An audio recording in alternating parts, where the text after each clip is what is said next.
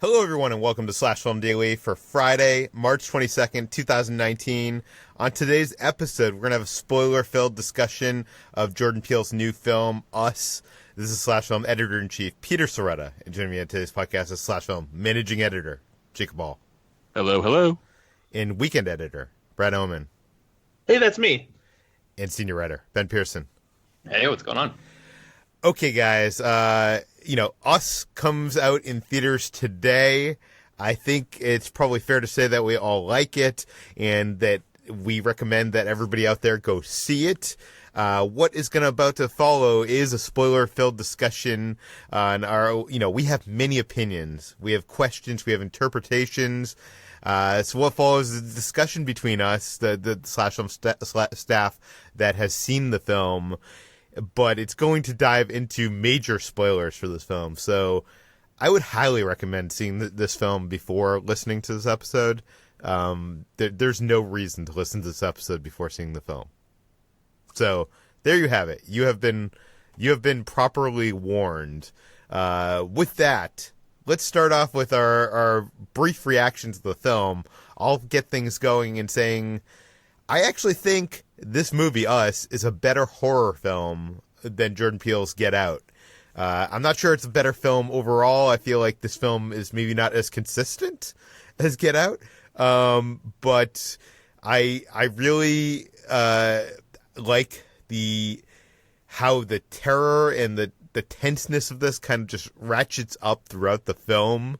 I like there's so much iconic imagery that he's presenting here that I said on Twitter it's enough for like 50 Mondo posters. I'm not quite sure. I think I'm going to become the dissenter here on this podcast, even though I'd probably give this film like an 8 out of 10, which is a high score.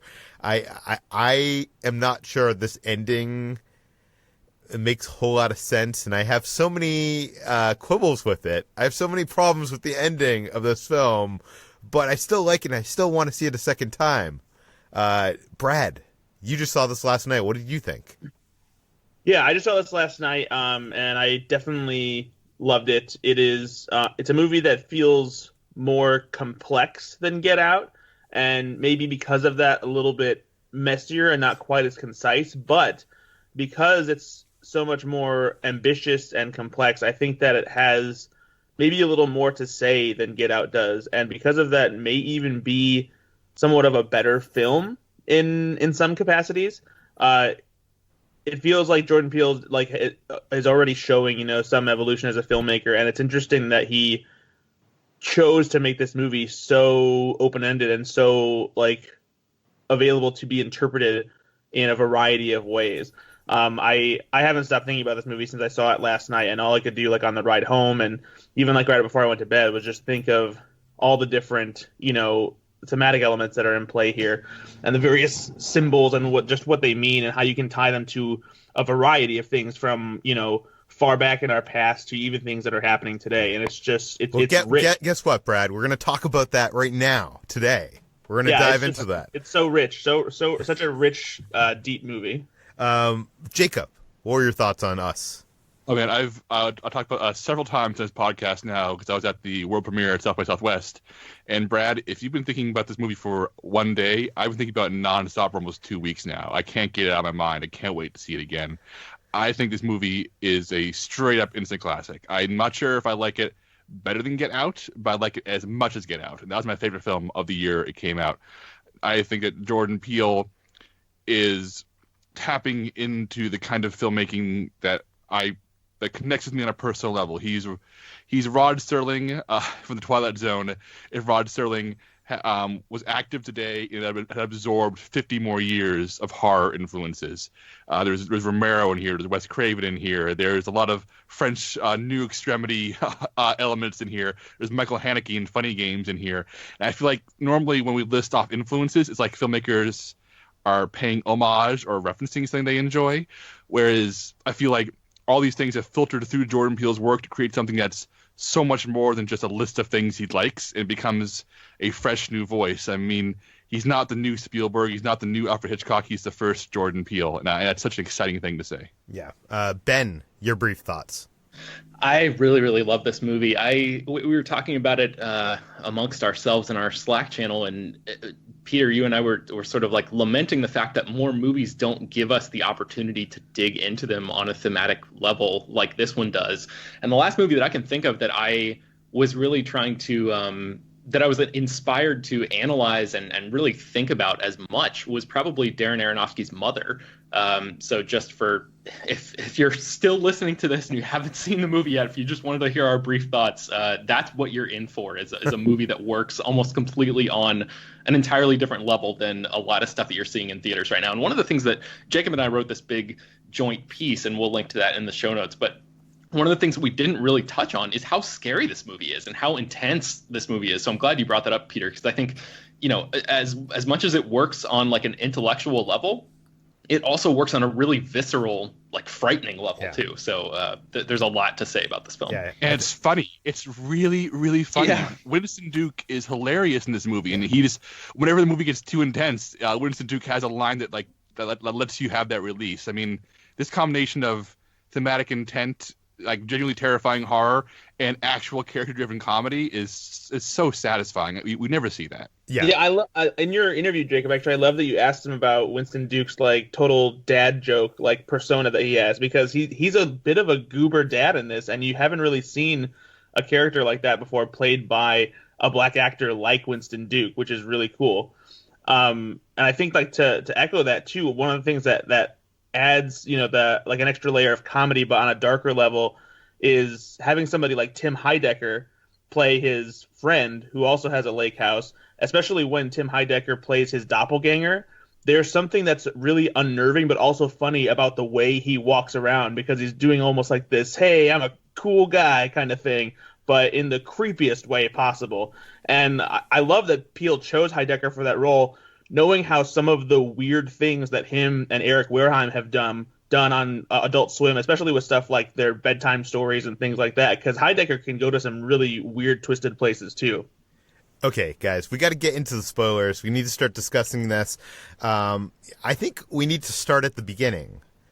Who are the Tethered? Because when I was watching this film, it was kind of hard to understand the explanation that was coming out of the Tethered's voice. I'm not sure if it was the screening I was in at the ArcLight. I'd talked to some people that were at South by and had the same problem. So, Jacob, who are the Tethered? This is an interesting question, because there is a big exposition dump at the end where Red, the doppelganger played by Lupita Nyong'o, is telling Adelaide, her above-ground counterpart, the story of the Tethered. And because we're hearing this from a person who's literally gone insane, who's been living underground for decades, the answers are intentionally clouded. What we do know is that the Tethered were created as part of a government experiment to control or monitor the human soul in some way.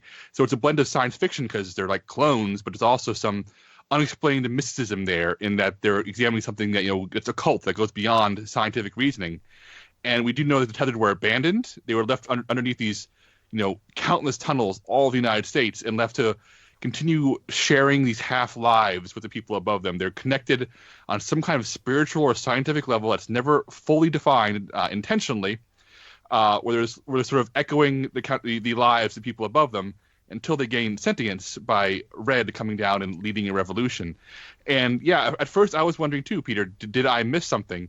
And I think that it's intentional. I think that Jordan Peele is intentionally giving us an unreliable narration from somebody who maybe herself doesn't fully get it, because the idea of the mystery surrounding them is a bit more terrifying than having something sort of spelled out more so. Ben, I want to hear what you think about this, because this is an area where I struggled briefly, but I'm also fine embracing the mystery. But how do you feel? Yeah, I think you covered it pretty well. I think I felt like, these characters are designed by some sort of unexplained scientists in an effort, like you mentioned, there's a mention of the human soul in there, but it's also, it seemed like they were designed specifically to control their counterparts above, like in the world above, and the experiment just didn't work.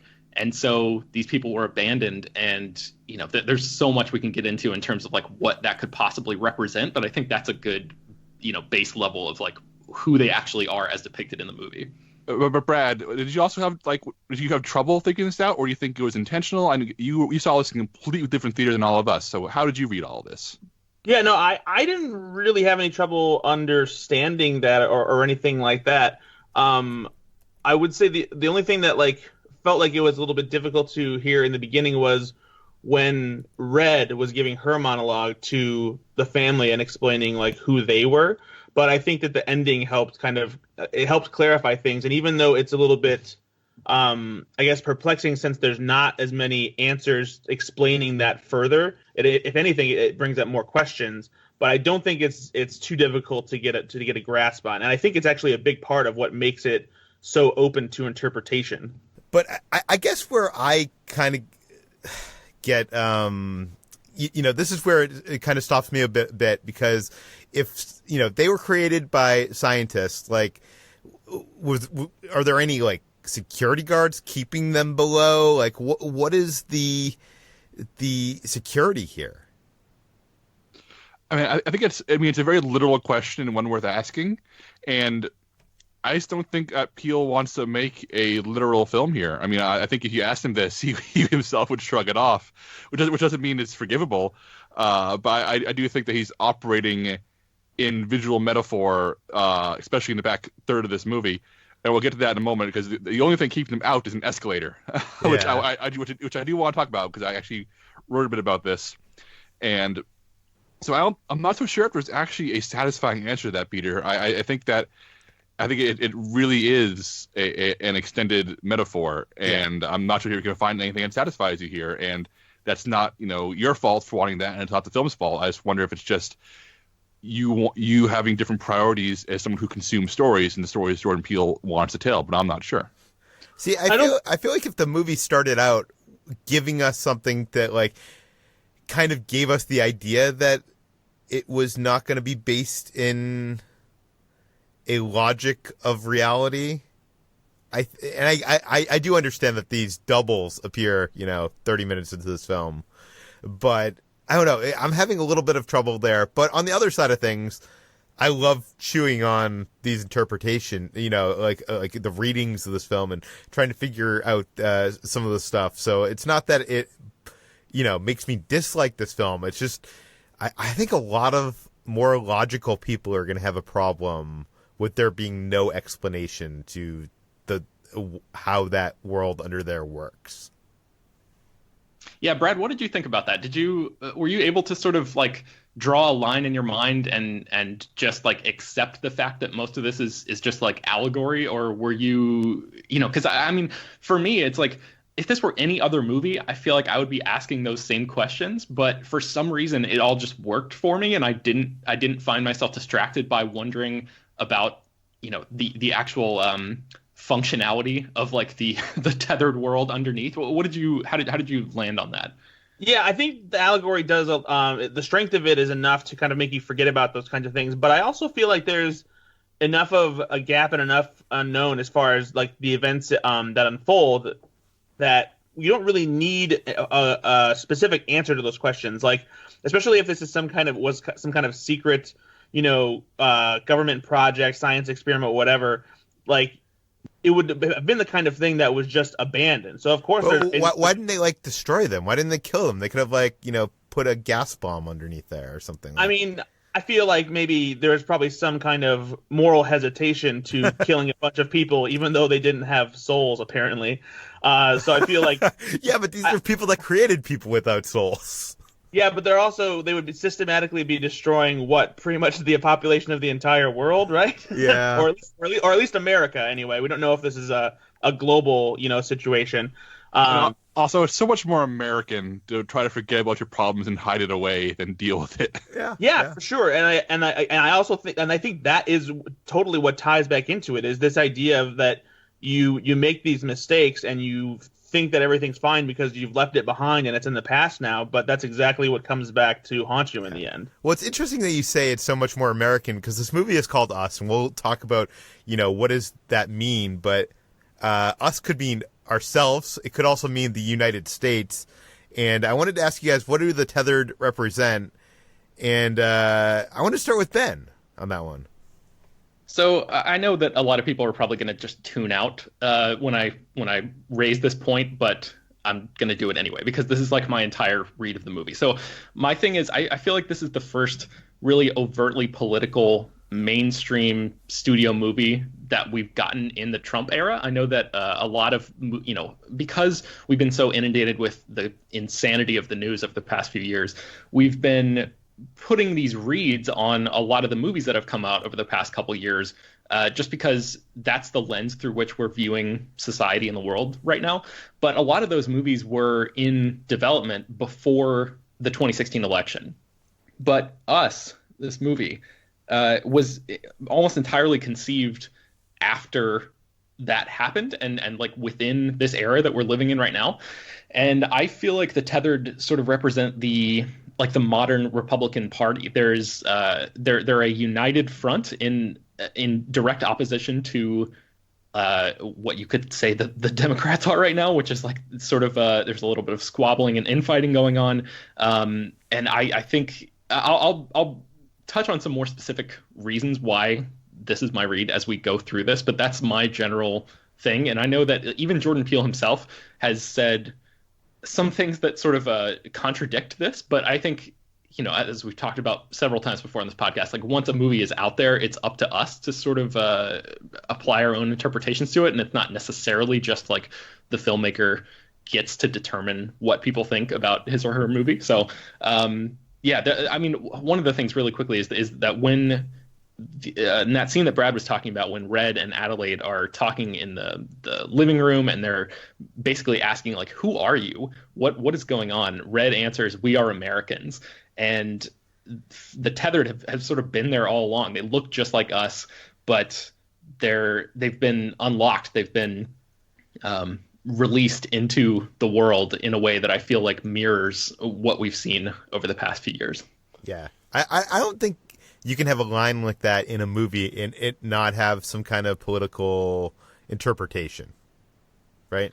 Go ahead, Peter. I was going to say, Jacob, you have a whole other reading of who the Tethered are. Yeah, I mean, and what's crazy about my reading is that it's like a cousin to Ben's, but like a very different cousin from a different area of the country, because whereas Ben sees this movie as being about people who feel they've been forgotten and overlooked, people who voted for Trump, I see it about people who actually truly are forgotten and overlooked. I see it as people who are, minorities, who are homeless, who are, in poverty, people who have slipped through a social safety net and just have to watch as people above them prosper and prosper and prosper, and all they can do is just suffer and dream of a life they can only imitate. And eventually, something's got to break. There's going to be that French Revolution moment where people rise up to take what is theirs back. So I think any way you look at it, the Tethered are the forgotten corners of America. But whether those corners are, a poor black neighborhood, a homeless shelter, or a red state where people see Trump as a savior, I feel like that they stand in for people who feel like America has failed them, and that there's a whole other half of the world who they have to blame. Yeah, I think align more with your view on this. As much as I love Ben's take on this, I think this is more in line with what I see Jordan Peele going for with this film. Brad, where do you fall in your interpretation? I really like both of those takes, and kind of one thing that I found myself drawn to and thinking of kind of does have ties to what Jacob and Ben said, but also kind of takes it onto a more international scale, and this idea of sort of how we treat people in other countries, and how America has tried to make other countries better by trying to install democracy in them, but then ultimately leaving them behind and leaving them to be forgotten. Specifically, like I found myself thinking of, especially with the framing of this sort of government experiment trying to help these people, of how our own government has created some of the biggest problems that we have today ourselves because of our forgetting, like, that we need to take care of people. I specifically thought of how the movie Charlie Wilson's War is about the idea of the government helping Afghani freedom fighters against the Soviets. But then once that battle was over and they helped them win, they didn't stick around to create infrastructure in Afghanistan. They didn't do anything to actually help the people by giving them schools or anything like that after that. And the result of that was the creation of the Taliban, which obviously came back to haunt us in the form of 9/11 and various terrorist attacks. And something similar happened in the way that the government created the problem of drug cartels in Mexico by having the CIA secretly feed them, supply them with weapons, and now that's become this big focus. Surprisingly enough, one of the big focuses of the Trump administration in trying to stop immigration. And I think it's interesting that you have this group of people, the Tethered, as a group of people who were created by a government experiment, left behind, and the way that they get back into our world is through these tunnels, which is how some people, actually do immigrate into America. And so I feel like there's something to be said here about this entire group of other people who have been forgotten, who were promised something by America and its government, and now have turned it, and now have become these villains essentially, who are now rising and taking us on. And it's also interesting to me that these people, the Tethered, are being kept in these bunkers and in these rooms that very much resemble where the immigrants have been held, especially in headlines from today. So yeah, and I think that there's also ties that can be made to the idea of this cyclical feeling of America feeling so much pride in abolishing slavery and using the Underground Railroad to free slaves, but now we're using similar tunnels and systems to keep these people hidden and locked up for what would have been our own purposes. And I think that also ties into just a little aesthetic thing too. If you look at the title treatment for Us, the curve on the front part of the U circles back around into itself, which I thought was kind of interesting. Mm-hmm. That's really smart, Brad. That's so different than the concepts that Ben and I have, and it all works. Yeah, all these things work on from their own perspectives. I love that. Well, I definitely think he is playing around with the Underground Railroad here a little bit. I think that's definitely intentional in my mind. But we need to move on. There's so much we need to cover here. I think we need to talk about this final tragic twist where the two girls switch with each other when they're younger. This is something that's revealed very late in the movie. And when it was revealed, I sat there in the theater wondering to myself, at first I was like, oh my God, like I didn't see that coming. And then after that, the euphoria of surprise swelled a little, or, died down a little, I started thinking to myself, what does this mean for the story? Like, how does this change the story? Does it make the story not make any sense? Does it improve the story? And I'm still kind of chewing on that. I'm still trying to figure out, like, what does this mean? Like, after they switched, who was controlling who at that point? Was anybody controlling who? Now that she is above ground, does she now have a soul? Jacob, what are your thoughts on the final twist? And I think that the final twist here works on two levels, both the thematic level and on the plot level. I'll start with theme here, and that is the very concept of a tethered who's presented as being, this person who can't speak, who can barely move, who's like a pale imitation of a human being, just simply going to the surface and being taken with the family and giving all the opportunities a quote-unquote regular human would have, and, raising a family and getting married and being successful, living this very comfortable middle-class existence. I mean, it's the concept of it really literalizes the concept of privilege, which is all the people underground, all these tethered who have no opportunities. When one of them gets an opportunity, when one of them gets a chance on that level playing field, she becomes the protagonist of the movie, the hero of the story, and someone who we did not even notice or know was from there. So that once again feeds in the idea of forgotten people being given the privilege that we take for granted. And Jordan Peele discusses this a little bit in the interview that I did with him, and I'll put that on the site. But also on a plot level, this works for me because if you go back and really think about all the previous scenes between Red and Adelaide, it really changes all the horror into something profoundly tragic, deeply sad. And that is when we first, especially the opening moments of the siege in the house, where we see Adelaide terrified when we think that she has PTSD, she's anxious, and we see this terrifying figure attacking her for no reason and tormenting her.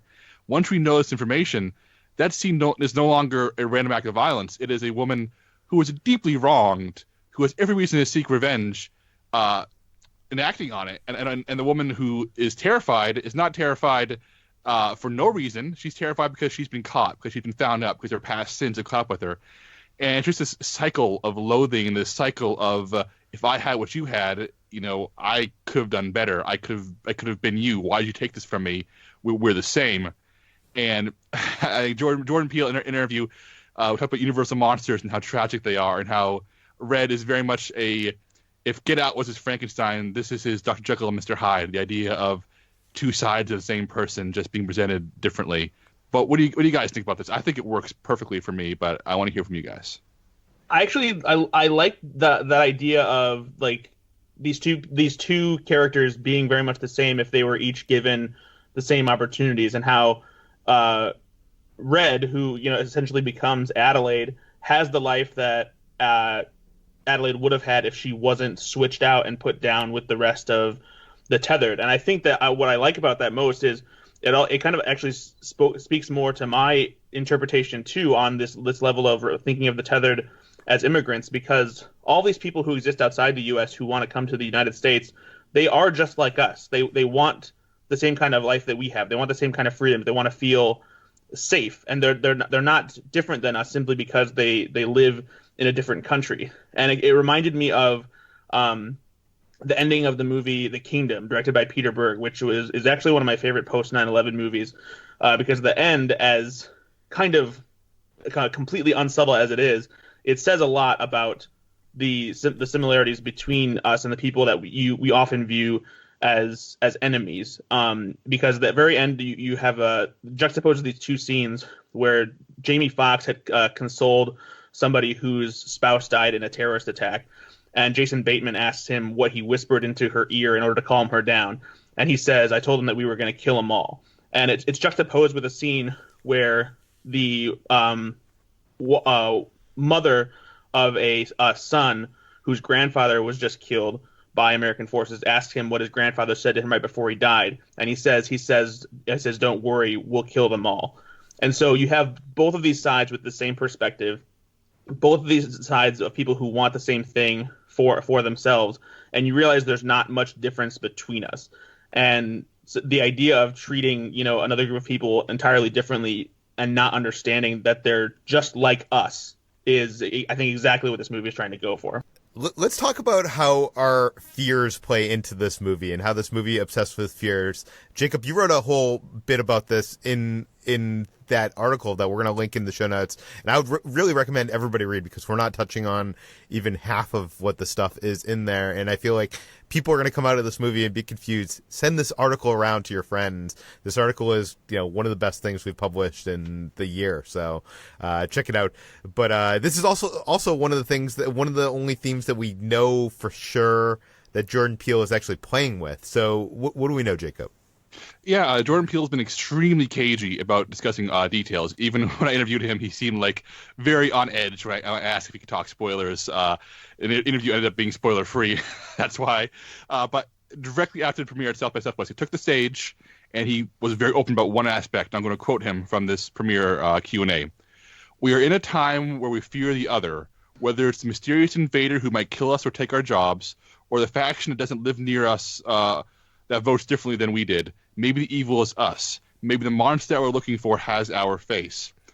And that is extremely on point and feeds into a lot of what we've been talking about this entire show so far, which is that Americans have to, have a habit of labeling good and bad, good and evil. There's a good guy, there's a bad guy.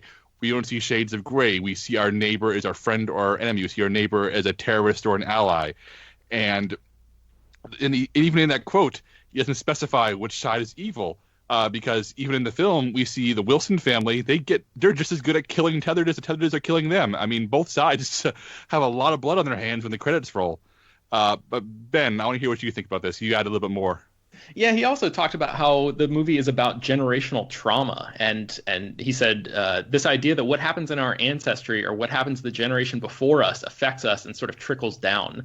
And I think you can see that in the actual text of the movie, not only with the application of Adelaide and Red and the trauma that they experienced and that switch and everything happening like in the final twist you guys were just talking about, but also in the children too. Like the Wilson's daughter Zora, played by Shahadi Wright Joseph, she grabs a golf club and just, she seems to really, really love just destroying the Tethered. Like, she seems to take an almost joyful approach to wiping out these people who are threatening her family. And it reminded me a lot of Arya Stark from Game of Thrones, where she's lost her innocence, but that traumatic event of having these people break into her home and threaten her family seems to have sort of like unlocked this thing in her where she is maybe like a little bit too into the idea of vengeance and violence. And I think that's like a literal example of this generational trauma taking place in the film. Yeah, I think we should move on to the haves and have-nots that, throughout this film, there's characters talking about things that they don't have. And, Jacob, you were the first one to actually bring this up to me. At first, when I was watching this in the theater, I just thought that was just very insightful, character work from Jordan Peele of, him, his character basically complaining about, how his friend got the car and stuff like that. But that plays into a bigger theme, obviously.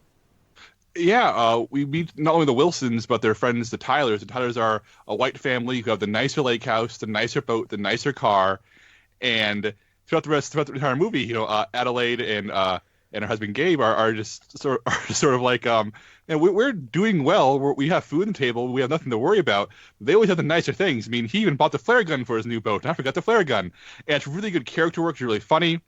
Then once you realize that it's Peele is setting up the idea of that somebody always has more than you. Somebody's always going to make you jealous. Somebody has the life you want, the boat you want, the house you want, and the Tethered, they are the ultimate have-nots. They're the people who can only exist in a shadow of a life. They have to look up at even a middle-class existence and say, as unobtainable, why can't I have this? And that's why when Tim Heidecker's tethered version of himself kills his counterpart, like immediately puts on his bathrobe. It's why Abraham, the tethered version of Gabe, drives a boat. They're trying to claim the things they don't have, the things they've always wanted, things that have been out of reach.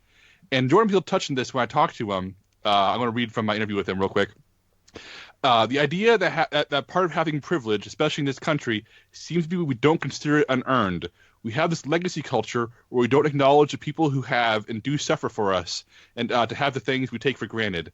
I think we look in the movie in terms of nationality, which is certainly my jumping off point, or class or race or haves and have-nots. However you look at this movie, the common factor to me is that the haves feel like we deserve, and we confuse the idea of privilege and deserving. Brad, what do you think?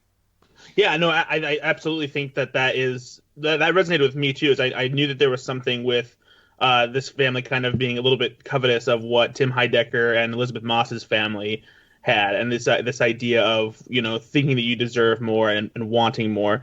And I even think that it's this whole idea of distraction too, of like taking away of the things that are supposed to be really important to you. And I think that even ties into the scene that I thought it's a funny scene when it plays out, and it creates this idea in the movie of suspense, is when after they've taken care of Tim Heidecker's family's doppelgangers, and they're trying to escape in their car, they have this whole argument of like who's going to drive.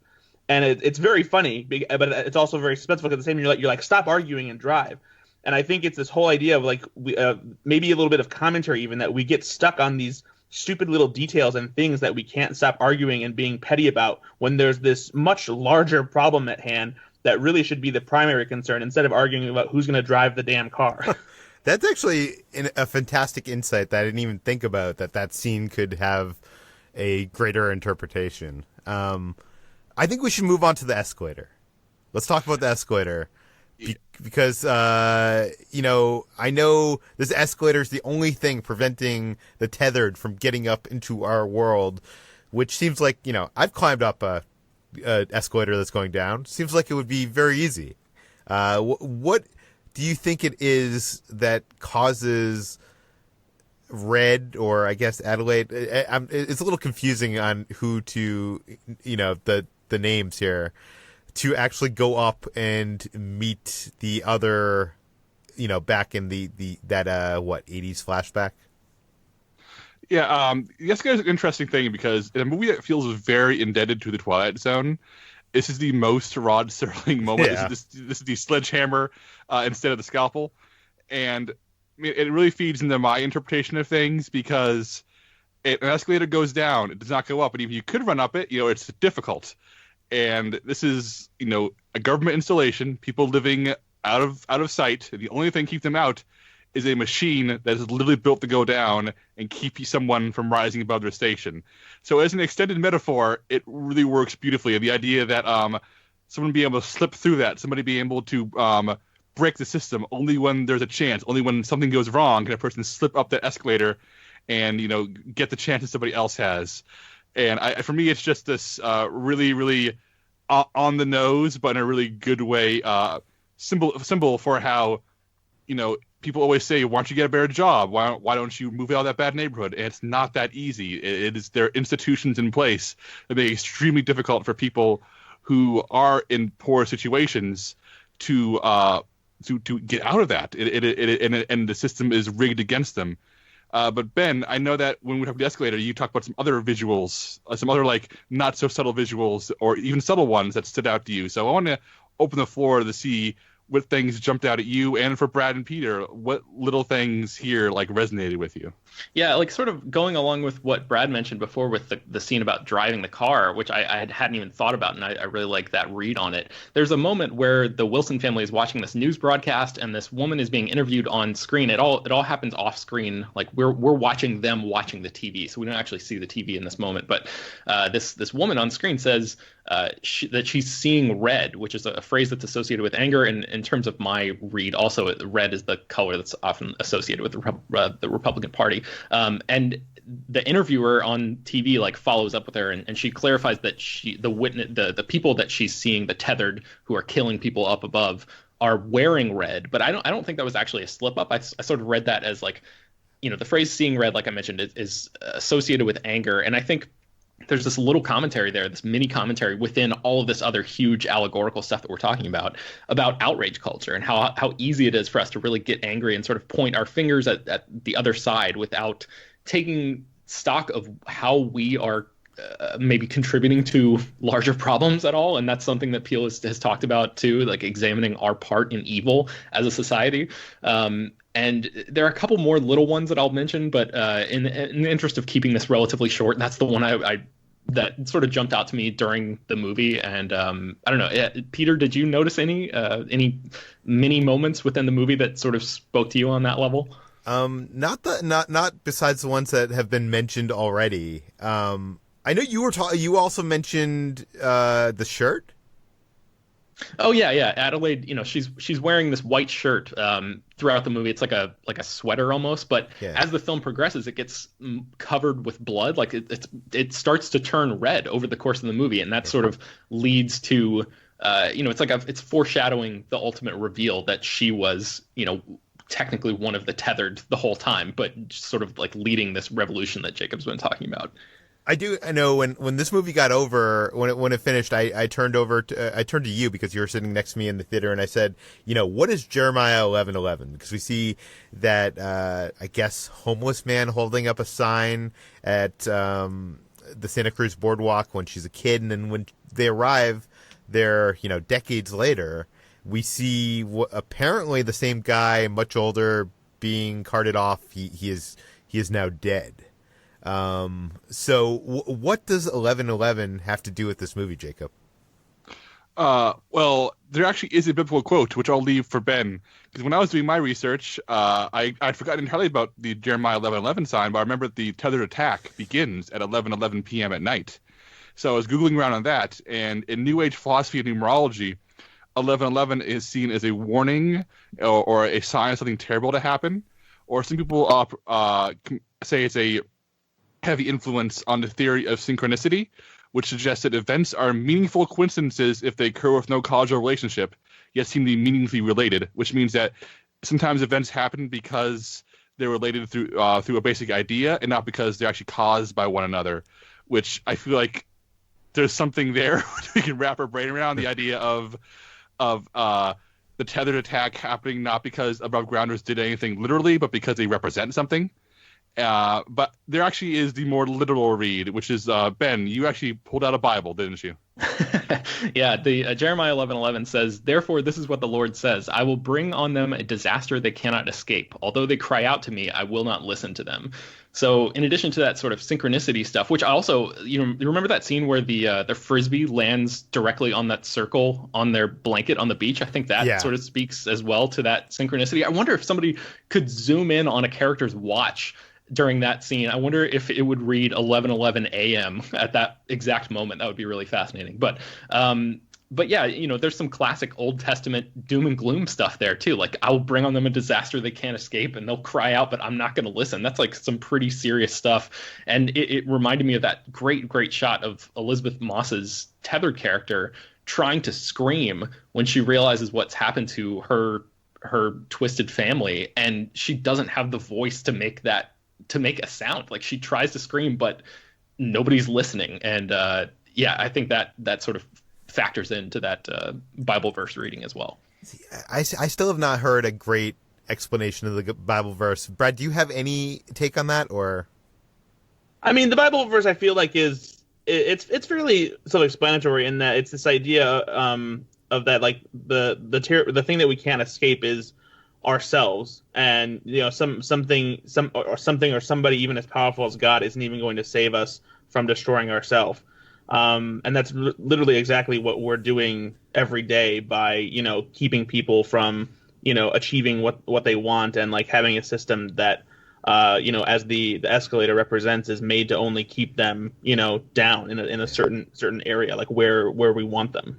See, I feel like this is one of the most obvious clues that Jordan Peele gives us in this film. It's kind of the most it's really in your face, and I still don't think we've quite connected it all, even though I don't know, it's I feel like this reading is too obvious. Maybe I don't know, maybe we are reading far too much into this film. But I don't know. Jordan Peele seems like such a smart guy. It's some of the stuff seems so ingrained in it. I do want to talk about the dance because I'm really trying to figure out what is going on with this dance. Is one of these characters controlling the other? Is obviously the people underground, the tethered, are become inspired to join this revolution because of this dance. But who is dancing, Jacob? Oh, this is a really good question. This is a moment that we talked about on a previous Skype call when we were playing this article, because this is maybe the most important scene in the movie, but also the toughest one to crack. Because we see this dance sequence cut between Adelaide above ground and Red among the tethered. And normally when we see the tethered mimicking the humans above, it's in this shambling, half-hearted way where they don't get the movement right, where it feels like they don't quite understand how people move. And maybe because Red underground is from above ground, but Adelaide, who is above ground and has all of Red's opportunities, is dancing beautifully. And below ground, Red is dancing beautifully. And for the first time, all the tethered seem to take notice of what's in the room with them instead of what is, instead of what they're connected to above. And I feel like this is a key moment, because what do the tethered see? Do they see that, hey, we can do what they can do? What separates us if we can also do that down here? Why are we going through the motions when we can create the same beautiful things they can create? Ben, I know that when we talked earlier, you mentioned the idea of the creation of art, the creation of individuality being key here. I want to hear you talk about that. Yeah, and maybe Brad can help me out here because he's seen it more recently than I have. But Brad, do you remember if in that dance scene where it's cross-cutting between the two dances, is it an exact copy of the dance? Is it the same dance above and below? Because I feel like it's slightly different. Do you remember? It seemed like it was the same to me, and maybe it only felt different just because the tethered don't move in exactly the same fashion as above. It's a little bit more, I guess, like spindly and like they're almost like a marionette kind of mimicry of it. But I think that it's pretty close if I recall.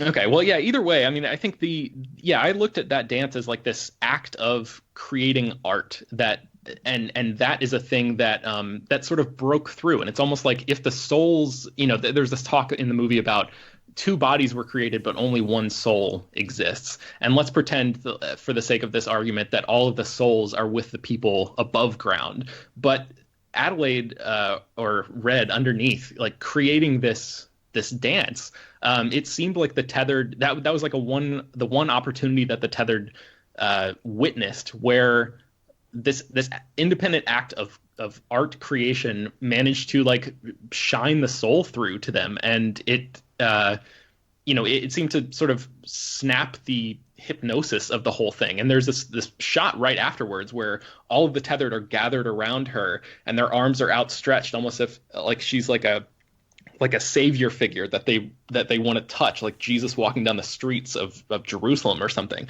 And talking about that Bible verse, Jeremiah 11:11, the two verses that bookend that, they talk about people worshiping false gods, and that image of the Tethered reaching out to Red like that struck me as like, you're worshiping a false god in this scenario. Like maybe Red is one of those characters, a leader whose plan ultimately results in just death and destruction everywhere. And that's what I was struck by that whole thing. So is Trump the false god in your interpretation? Yeah, I think so, yeah.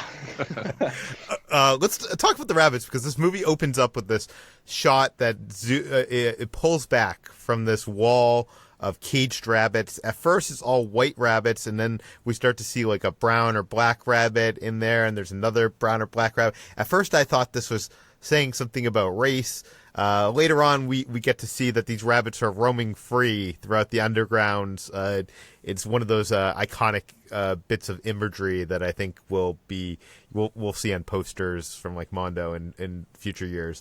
What do the rabbits have to do here? I mean, I guess my first thought is, they could be food for the people down there, but why even explain that if you're not going to explain the other nitpicky problems I have with how the whole underground world works, Jacob? Like, what are the rabbits? See, my initial reaction to this was that, clearly it's a scientific research facility. Clearly they had rabbits, or were experimenting on rabbits first. That's why there are rabbits everywhere, because they're easy to experiment on. They breed very quickly. And when the whole thing was abandoned, the rabbits were let loose, and they bred like rabbits. And now they're everywhere, and the only thing the Tethered have to eat. And I thought, that's a creepy enough explanation. It's a cool visual. It makes sense. But then Ben had to come along with this theory that is so good. I'm gonna give him the floor right now.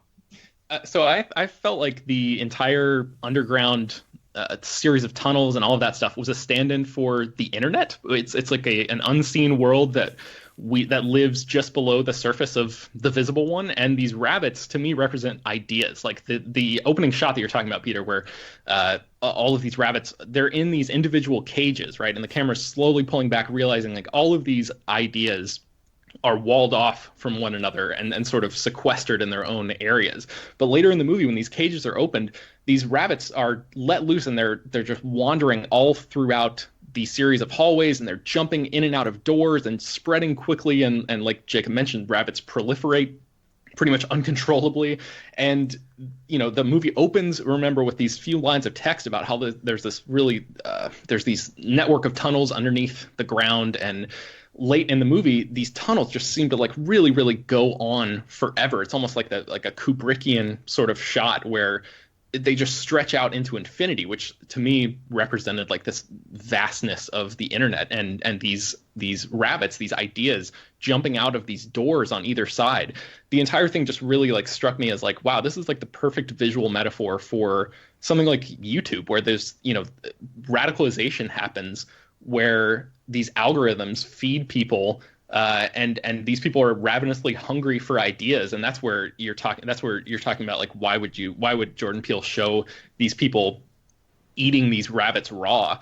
I think they're hungry for knowledge, for ideas, for depth, and they're getting it in the form of these raw ideas. And Yeah, that was my read on that.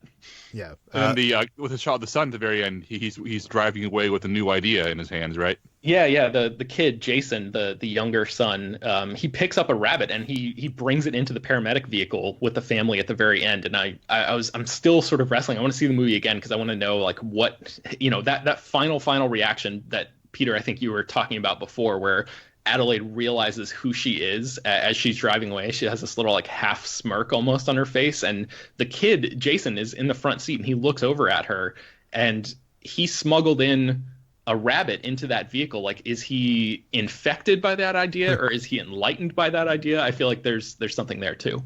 Yeah. Probably has nothing to do with anything, but that kid also, the whole movie is trying to play with this like prop from a magic kit from that summer house, and rabbits have something to do with magic. So I'm wondering if there's anything mystical to be said there, but I've not been able to connect any dots there. I thought about that too, Peter. One thing that I thought about with the rabbits, it's something that I haven't really quite locked down into like a solid theory necessarily, but I think there's some connection to be made. Is that in religion, rabbits are seen as a symbol of rebirth and resurrection, which is why there's a link for bunnies to Easter and the resurrection of Jesus. And part of me wondered if all of the rabbits in cages and whatnot were maybe used as the experiment to help create these clones, and like that something with rabbits like tied to the idea of rebirth and resurrection is what helped them create them, but there was some disconnect, and so like the souls, weren't there, and so obviously it's a small connection. I'm not necessarily sure how it ties into the overarching, idea of what the movie represents, but there's that. That's a cool little tidbit. Let's talk about the red jumpsuits and the scissors. I know this is something that David Chen, who I saw the screening with, he had a lot of trouble with. I know this is probably some of the most iconic imagery from this movie comes from, the Tethered wearing these matching outfits. So, Jacob, where did they get all these props? This is a really fun thing to talk about because this is the kind of thing where I thought about this, but also had no problem disregarding it. But I also understand that you and Dave and other people are going to have this logical question. So my logical answer is, if there is a tethered for every single person in the United States, there had to be some kind of janitor, and they probably got those janitorial uniforms from the storage rooms, and they collected some uniforms. That's my official answer for matching uniforms. But my real there's answer, not that many janitors in the United States. That does not make any sense, Jacob. It does not. My actual answer and when did they have time to spray paint metal scissors into gold scissors? Like, and why? Why would they want gold scissors? My actual answer is that it's because it looks scary, and Jordan Peele knows it looks scary. But Jordan Peele actually addresses scissors. In an interview, he said there's duality to scissors, a whole made up of two parts, but also they lie in this territory between the mundane and the absolutely terrifying. So I feel like the idea of scissors being two identical pieces that damage things, and also the idea of red jumpsuits being something that you wear when you want to be seen. You don't wear a red jumpsuit when you want to hide. You want to make sure people see your message. I feel like on the metaphorical standpoint, Peter, I will say, yeah, this works entirely, but I do not have a good logical answer, and I apologize for not having one for you. Brad, do you have any... My logical answer would be that maybe the red jumpsuits were the uniform of everybody who worked on this project and was around in the tunnels, which is why there are so many of them. Or that maybe they were intended to be made for the people that were being kept down there anyway. And then as far as but I feel like if it was intended for them, it makes less of a... it's less of a message if they're putting on the suits that they were, created for them. I feel like there's an act of disobedience and them coming out at the end of this movie, right? That's fair. And then maybe with the scissors, there's a lot of rabbits down there, and maybe there was tons of scissors so that they could keep the rabbit fur trimmed. Okay, I think we need to move past this because either you're going to accept this as, for what we're doing. We're diving into these kind of interpretations of the movies, and you kind of have to accept on that level and not at face value, I think. But it's still going to bother me, guys. It's still it still doesn't quite make sense. But the last thing I wanted to talk about, and we only have time for one last thing, is the Hands Across America. This is something that took place in the 80s, 1986. What is going on here, Ben? So this is the one area where especially since we're running out of time on this podcast, I want to drive people to this article and have them read about how, because I really like the Hands Across America imagery and how it ties into my larger thing, but I want people to read about it on this piece. But Jacob, I think yours is probably safe for podcast discussion. Do you want to talk about your interpretation and how that ties in here? I guess my main thing is that for Hands Across America happened on May 26, 1986, and the goal was that for $10 you can go stand in line and form a continuous line across the United States.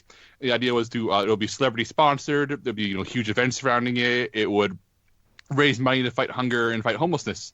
But once all was said and done, once everybody was paid, once organization stuff was all put through, less than half of the $34 million raise actually went to hunger and homelessness.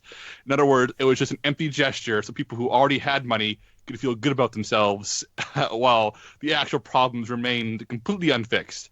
And Peele addressed this, speaking to Ebony. He said, Hands Across America was a demonstration that holds the duality of America and it perfectly symbolically for me. The hope, if we hold our hands, will cure homelessness, will cure hunger, is well intended. But what was the solution? Or was that just a way of not actually dealing with it? So the idea of young Red seeing a commercial for Hands Across America in the very first scenes of the movie and having this idea of this, symbol that can change things. She doesn't see what the results of this after decades. She's stuck underground, bringing all the tethered up with her, and making this grand statement, this grand stunt, this evil, naive parody of a completely ineffectual thing that's been relegated to trivia because it actually did so little. It represents America in a nutshell, which is we're going to make a big, loud, flashy statement, but what next? What happens now? We still have the mess, and it's going to get worse. Okay, we have hit the wall. This is where we end with you. You can read the whole article from Jacob and Ben on the site. We'll link in the show notes. I'll also include links to my spoiler-free reaction with David Chen. So if you want to hear his thoughts on this, your interview with Jordan Peele, and some other coverage from this film, you'll find that all in the show notes. And obviously, you can find all of us every day on slashfilm.com. This podcast, Slash Film Daily, is published every weekday on iTunes, Google, Overcast, Spotify, all the popular podcast apps. Please feel free to send us your feedback, questions, comments, concerns to us at peter@slashfilm.com. So if you have some kind of crazy interpretation that we overlooked, or pieces of this movie, moments from this movie, send it to us at peter@slashfilm.com, and maybe we can read these on Monday or Tuesday. And please head on over to our iTunes page, rate and review this podcast, tell your friends, spread the word, and we'll see you on Monday. That was very good, guys. I think the insight on this episode will really be of value to people, and I hope to share it with their friends. I hope so too. I would like that.